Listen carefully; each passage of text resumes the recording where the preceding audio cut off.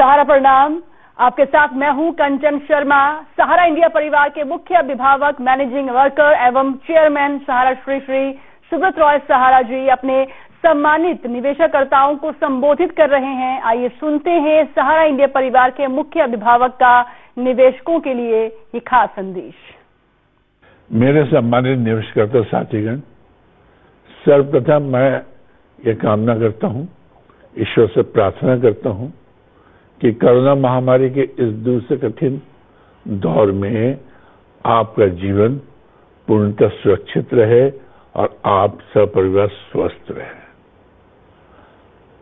हमारा और आपका 43 वर्षों का लंबा साथ है।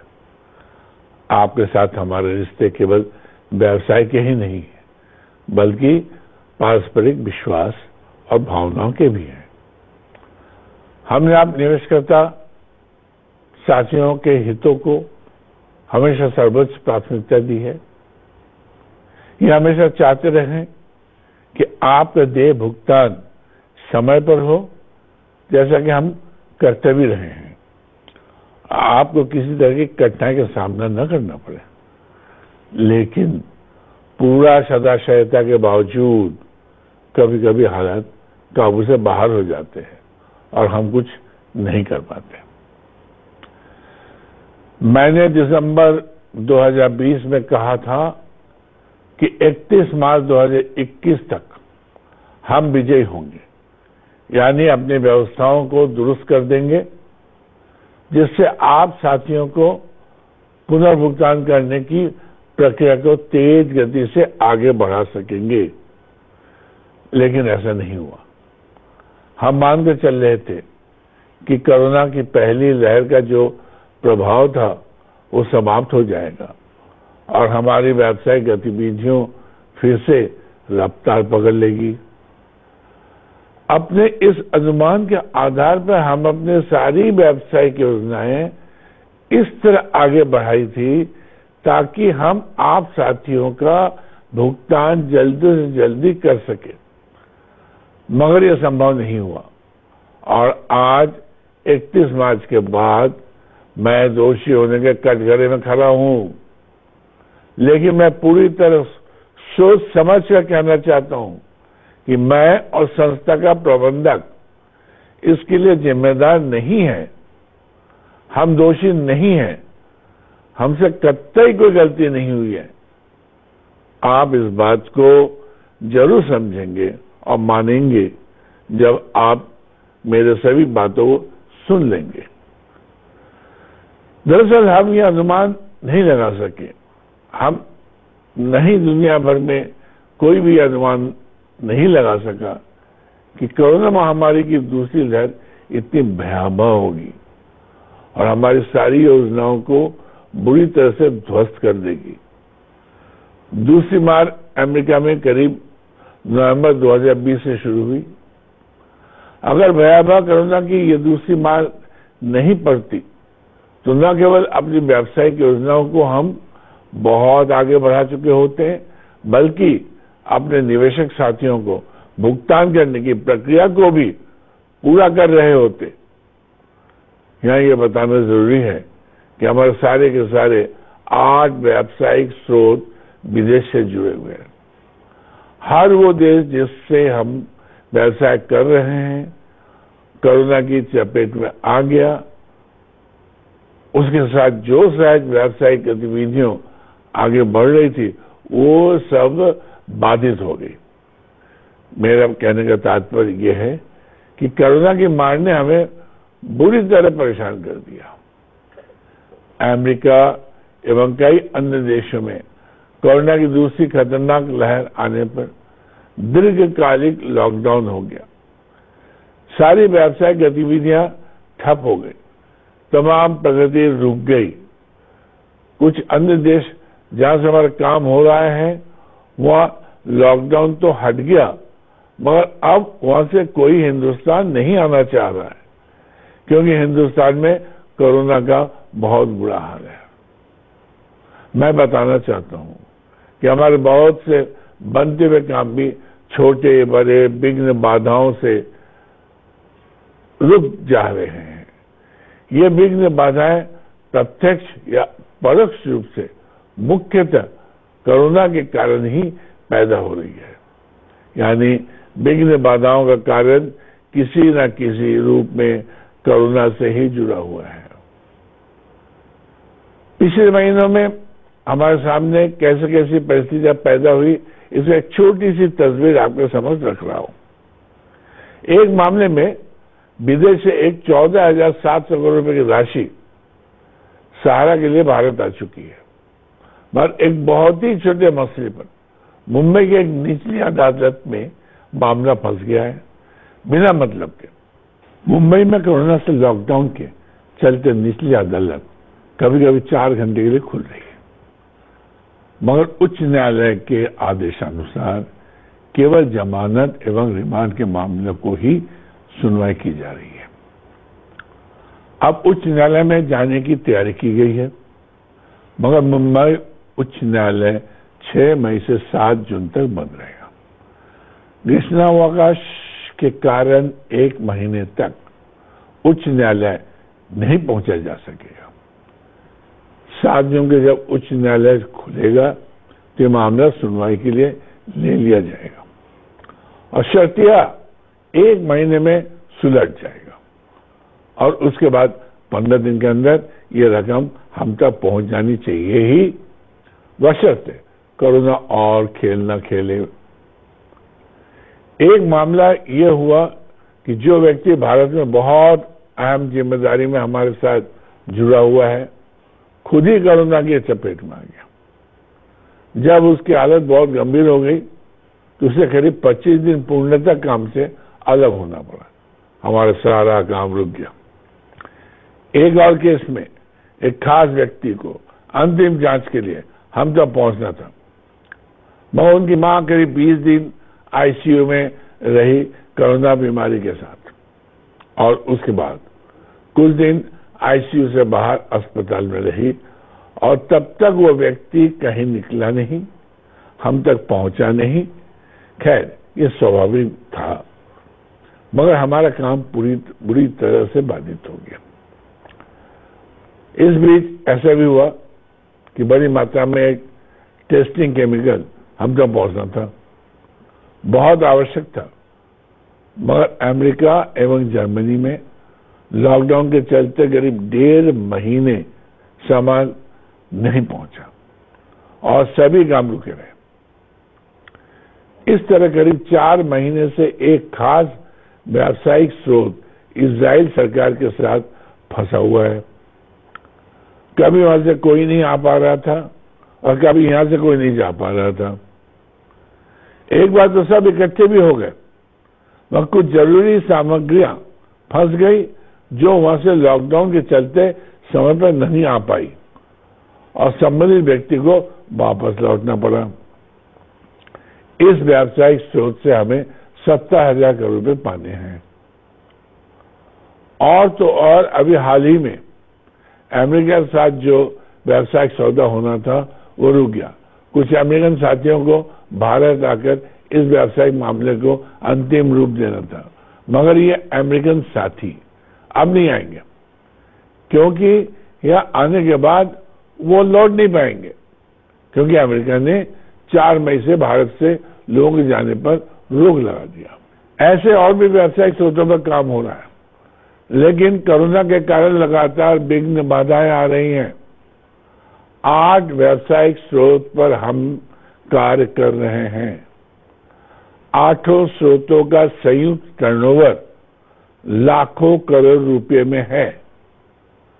मैं आपको बताना चाहता हूं और आप मेरी बात को जरूर मान लीजिएगा कि ऐसी ही छोटी बड़ी 50 विघ्न बाधाओं ने हमें महीनों से परेशान कर रखा है। सब कुछ समय की बात है, बहुत कुछ होते भी हमारे साथ हाथ में नहीं होता। गृह नशर भी अपना खेल खेलते हैं। इस सब के बावजूद हम अपनी व्यवस्थाओं को पटरी पर लाने के लिए जी जान से जुटे हुए हैं। वर्तमान में सारी बाधा विघ्न एवं सारी परिस्थितियों को देखते हुए तथा व्यावसायिक कारोबार प्रगति को देखते हुए मैं अपने पुराने अनुभव के आधार पर आश्वस्त होकर निश्चिंत होकर कह रहा हूं कि स्थितियां सकारात्मक दिशा लेगी और ज्यादा से ज्यादा जुलाई, अगस्त, सितंबर के अंदर ही अधिक से अधिक विलंबित भुगतान ब्याज के साथ हो जाएंगे। परंतु इस निश्चिंतता के साथ कि कोरोना दुनिया में, खासकर अमेरिका, भारतवर्ष में और कुछ देशों में फिर से विकराल रूप न धारण करें। आप सभी की शुभकामनाएं एवं ऊपर वाले के आशीर्वाद रहा तो जुलाई, अगस्त, सितंबर के अंतर्गत 100% विलंबित भुगतान हो सकता है। आप मेरे इस विश्वास को हमेशा याद करेंगे कि हम विलंबित ब्याज सहित शीघ्र ही भुगतान करेंगे। आपने बहुत तकलीफ उठाई है और अभी भी वो तकलीफ में है। मार्च तक तकलीफें दूर हो जानी चाहिए थी, मगर नहीं हुई। मगर दोष किसी का नहीं है। मुख्यतः कोरोना की अप्रत्याशित परिस्थिति ने हमें परेशान कर रखा है। सारे भुगतान ब्याज के साथ हमें ही करने हैं। हम कटिबद्ध हैं और इस बात में कोई शक शुबा नहीं है। मुझसे एक प्रश्न बहुत पूछा जा रहा है कि सहारा सेवी अकाउंट में करीब रुपया 24,000 करोड़ जमा है, उसका क्या हो रहा है? जबकि सेबी पिछले 8 वर्षों में केवल 107 करोड़ का ही भुगतान कर सका है। यहां यह भी कहना है कि सेबी के द्वारा 4 बार पूरे भारतवर्ष के 150 अखबारों में इश्तिहार देकर लोगों से अपने भुगतान की मांग करने हेतु आग्रह किया गया, जिसके सापेक्ष मात्र 107 करोड़ का ही भुगतान कर पाया। और माननीय सुप्रीम कोर्ट के निर्देश की अनदेखी कर सेबी द्वारा बिना सत्यापन कार्य पूरा किए, बिना अंतिम इश्तिहार दिनांक 26/3/2018 के द्वारा निवेशकों को यह अंतिम मौका दिया गया कि जो निवेशक अपना आवेदन दिनांक 2/7/18 तक सेबी को करेंगे, उन्हीं का भुगतान सेबी करेगा। आखिर ये भुगतान सहारा के द्वारा चुका है ना। अतः ये डबल पेमेंट का मामला है। माननीय सुप्रीम कोर्ट के आदेश के मुताबिक 24,000 करोड़ की ये रकम सहारा में ही वापस आनी है और हम ये मानते हैं कि कुछ शेष राशि और जमा करने की जरूरत नहीं है। कारण जब आवेदन प्रोसेस ही नहीं होंगे तो फिर पैसों की जरूरत नहीं हो सकती है। लेकिन ये दुर्भाग्यपूर्ण स्थिति है कि पिछले 14 महीने से हमें माननीय सुप्रीम कोर्ट में कोई तारीख ही नहीं मिली, जबकि हमारे काफी सारे एप्लीकेशन फंड डिमांड के साथ लंबित है। यहां भी तारीख न मिलने का मुख्य कारण कोरोना ही है। आप सभी को यह भी अवगत कराना है कि संस्था के पास देनदारी के सापेक्ष 3 गुना परिसंपत्तियां हैं और आमतौर पर यह भी सुनने में आता है कि लोग कहते हैं कि इतनी संपत्तियां हैं तो इन्हें बेचकर रुपया क्यों नहीं उठाया जा रहा है। इसके संबंध में स्पष्ट करना है कि हमारी संपत्तियां बड़े आकार की है, जिसकी वजह से इसकी सही और बड़ा खरीदार नहीं मिल रहा है, खासकर कोरोना की वित्तीय परिस्थिति की वजह से। यदि मिल भी रहा है तो भुगतान को 2-3 साल में करने की शर्तों के साथ हमारी संपत्तियों को 1/4 1/3 दाम में खरीदना चाह रहा है। व्यावसायिक कुशलता तो यही कहती है कि जो हमारी संपत्तियां हैं उसे डेवलप करके टुकड़े टुकड़े में बेचा जाए तो उसमें अपनी प्रॉपर्टी का एप्रिशिएटेड वैल्यू मिलता है। और रियल एस्टेट में, जमीनों में इसलिए पैसा लगाया जाता है कि उस जमीन का डेवलपमेंट कर उसे प्लाटिंग अथवा कंस्ट्रक्शन कर अलग अलग व्यक्तियों को बेचा जाए, जिससे ज्यादा से ज्यादा मुनाफा कमाया जा सके। जैसे एमी वैली में करीब 10,000 एकड़ जमीन है। यदि इसे हम डेवलप करते हुए घर बनाकर बेचा जाता है तो उससे जमीन के दाम के सापेक्ष सिर्फ मुनाफा ही 4 गुना से अधिक प्राप्त होगा।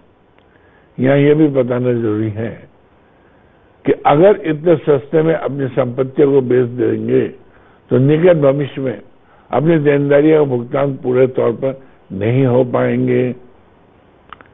साथ ही बेचने से कोई फायदा संभावित निवेशकर्ताओं को नहीं होगा, क्योंकि माननीय सुप्रीम कोर्ट के द्वारा लगाए गए एम्बार्गो, जिसके तहत हमें इन संपत्तियों को बेचने से प्राप्त होने वाली संपूर्ण धनराशि को सहारा सेवी अकाउंट में जमा करना होगा और इस प्रकार सम्मानित निवेशकर्ताओं को 1 रुपये तक का भुगतान नहीं हो पाएगा।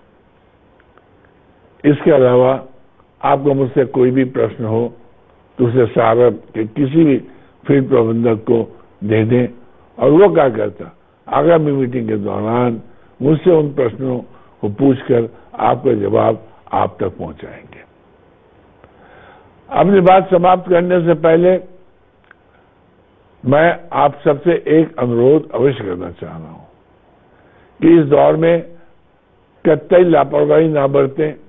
कोरोना की दूसरी लहर पहली लहर की तुलना में बहुत ज्यादा खतरनाक और मारक है। विशेषज्ञ बता रहे हैं कि हवा के जरिए भी संक्रमण फैल रहा है। ऐसे सूरत में सुरक्षा संबंधी हर उपाय अपनाने और पूरी सावधानी बरतने की जरूरत है। मैं अपने अनुभव के आधार पर आप सबको स्पष्ट और सख्त सलाह दे रहा हूं कि थोड़े से भी लक्षण प्रकट होने पर टेस्ट करने में विलंब न करें। जांच के बाद अगर कोविड पॉजिटिव आता है तो तुरंत डॉक्टर से सलाह कीजिए और स्कैन कराइए, इससे फेफड़ों में असर का पता चल जाएगा। साथ ही खून की जांच जरूर कराइए, जिसमें करीब 7 जांच होते हैं। उन जांच से पता चलेगा कि खून पतला करने की दवा देनी है कि नहीं, और देनी है तो कितनी मात्रा में देनी है। साथ ही यह भी पता चलता है कि स्टेरॉइड देना है कि नहीं, और देना है तो कितना देना है। ऐसे बहुत सारे लोग ऑक्सीजन वगैरह की कमी से मर रहे हैं और उससे कहीं ज्यादा लोग समय से स्कैन और खून की जांच नहीं हो पाने के कारण मर रहे हैं, यानी उन्हें समय से खून पतला करने की दवा या स्टेरॉइड नहीं मिल पा रहे हैं। इस समय सबको बहुत ज्यादा सावधानी बरतने की जरूरत है और मेरे बता के उपाय पर कड़ाई से अमल करने की जरूरत है। अगर आपका डॉक्टर नहीं समझता है, नहीं सुनता है, तो उस पर सख्ती से दबाव डालें और जांच अवश्य करवाएं ताकि उनके हिसाब से उचित इलाज तय हो सके। मैं ऊपर वाले से करवर्द प्रार्थना करता हूं कि आप सभी साथीगण कोरोना के मार से बचे रहें और सकुशल बने रहें। अंत में मैं यही कहना चाहूंगा कि आपका धरोहर सुरक्षित है और आप अपना प्यार एवं विश्वास हमारे ऊपर बनाए रखें। हम शीघ्र ही इन स्थितियों से उबर जाएंगे। दिनांक 31 मार्च के बाद आप सभी तक पहुंचने में विलंब हुआ, इसके लिए आप सभी से माफी चाहता हूं। इसका कारण यह था कि मैं स्वयं बुरी तरह से कोरोना के ग्रसित हो गया था। मुझे यह भी समाचार मिल रहा है कि हमारे कार्यकर्ताओं एवं सम्मानित निवेशकर्ताओं के परिजन भी इस महामारी के कारण आकस्मिक मृत्यु को प्राप्त हुए हैं। इसके लिए मैं आत्मिक श्रद्धांजलि अर्पित करता हूं और मृत आत्मा की शांति के लिए प्रार्थना करता हूं। आप सभी बड़ों को मेरा प्रणाम एवं छोटों को प्यार भरा आशीर्वाद। सारा प्रणाम।